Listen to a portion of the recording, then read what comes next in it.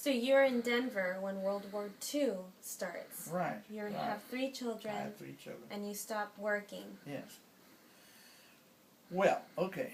I had to leave the hospital because of a pregnancy that I had, and I had my 4th child, and she was wrapped in a blanket, and let me see.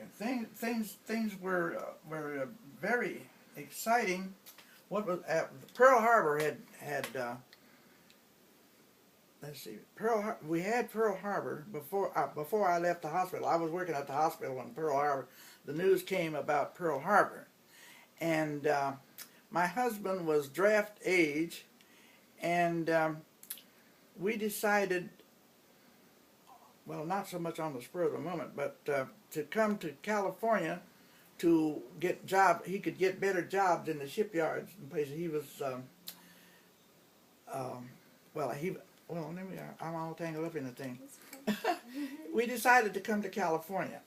So he came to California early on. His aunt had bought a new car, and she wanted to drive to California. And the gasoline was very restricted, plus the rubber, they made you drive 35 miles an hour, 40 miles an hour to save your tires because of the rubber demand for the military.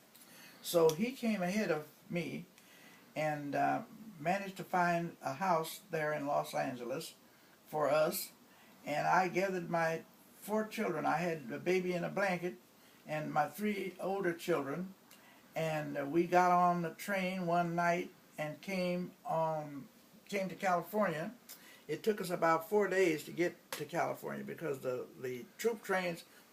trains were packed with Marines and sailors and soldiers and everybody that was headed for California.